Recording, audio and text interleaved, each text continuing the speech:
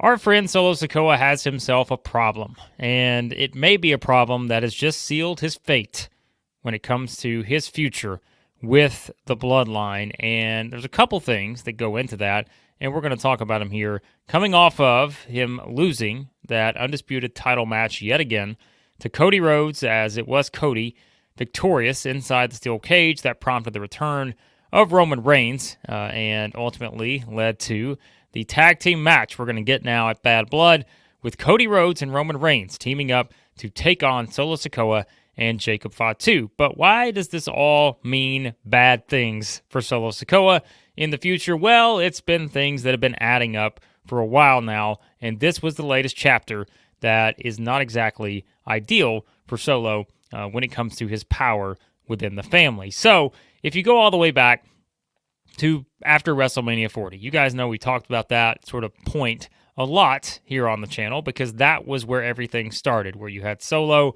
trying to make the grab for power with Roman Reigns out of the mix, and he made it very clear that from the very beginning, Solo's goal was to get that WWE Undisputed Championship back to the Bloodline so that they could get their locker room back and all this stuff that they played, around with in terms of the story since that point all the way back in April. Well, Solo's now had two opportunities. Solo lost to Cody Rhodes at SummerSlam thanks to Roman Reigns. Cody beat Solo straight up on SmackDown on USA Network debut without the help of Roman Reigns, even though Reigns did make his return after the match.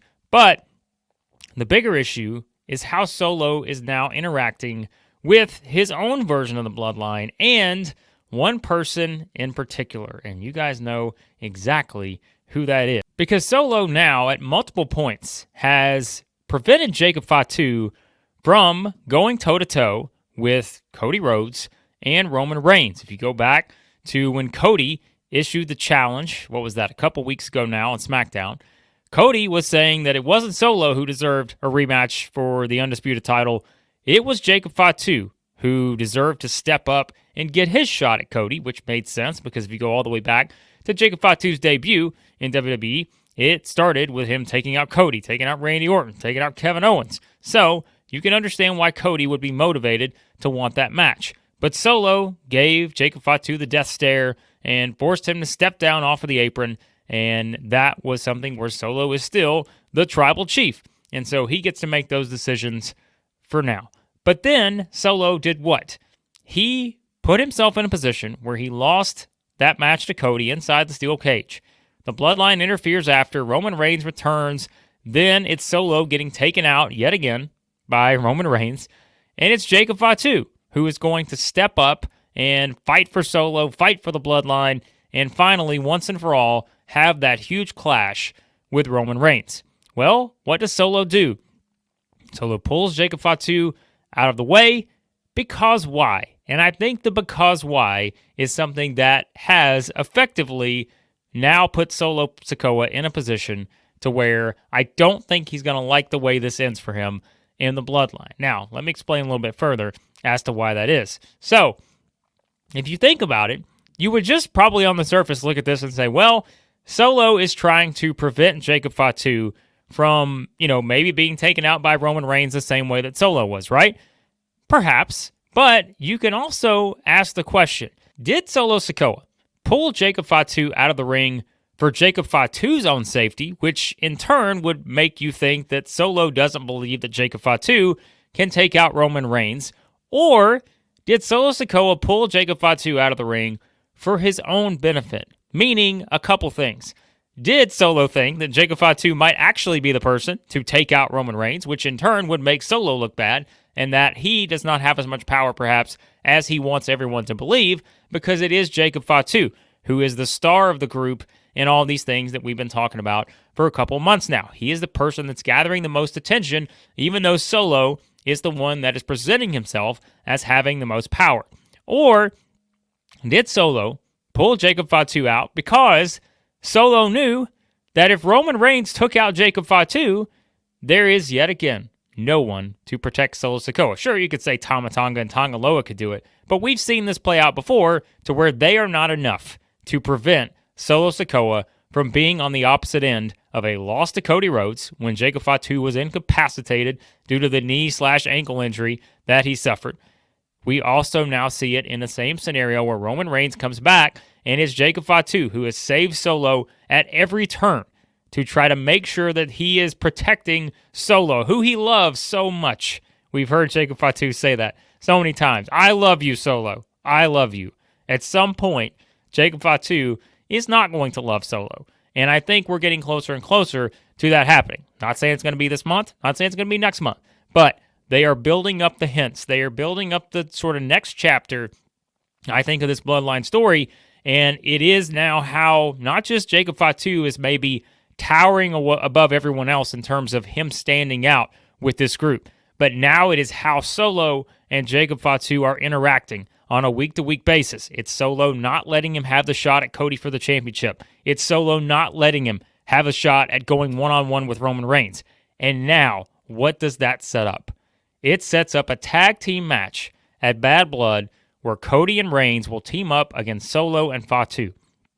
Now, guess what happens if Solo Sikoa takes the pin in that tag team match, unless they want to go with the idea that somehow Jacob Fatu pins Roman Reigns, and that eventually sets up a huge one-on-one match between the two.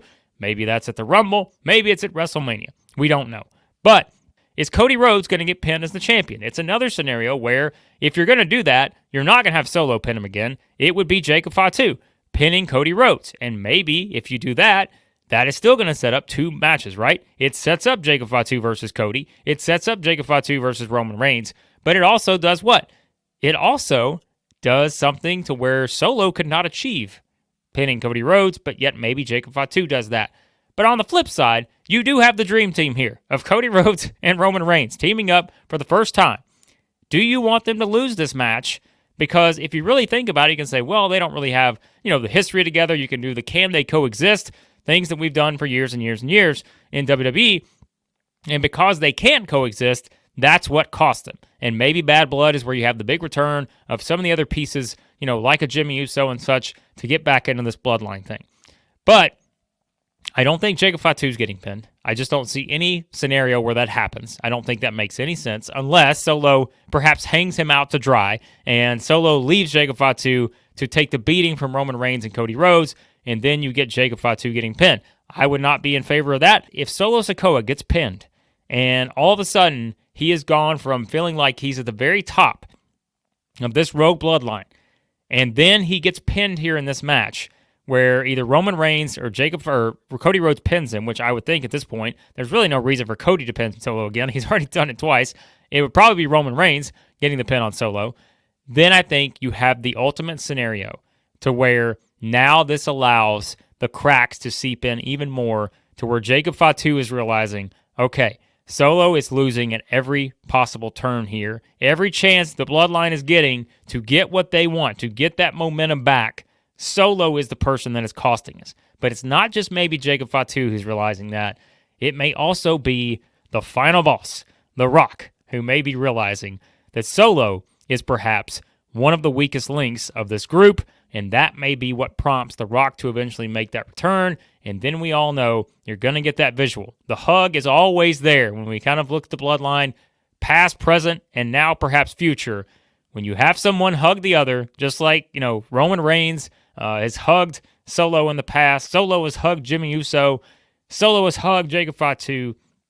At some point, one of those two people are going to turn on the other. And now I think is that scenario where you do that again in the future, and that's where Jacob Fatu maybe turns. You get The Rock comes back into this thing heading into WrestleMania 41 season, and I think that's probably where things are headed here. But I do think Solo Sikoa, having lost again the opportunity to bring the title back to the Bloodline, has pretty much given him only one chance now to survive, and that is he has to do something in this tag team match at Bad Blood to be able to retain his spot long-term in the Bloodline. I think if his team were to win, you would think it's going to be because of Jacob Fatu and not Solo Sikoa, and that has been the theme that WWE has been hinting at for months now, and now we see where they go from here. But you guys let me know what you think about what's next for the Rogue version of the Bloodline. What's the next chapter, and will that next chapter likely play out at Bad Blood in this tag team match. Give me your early predictions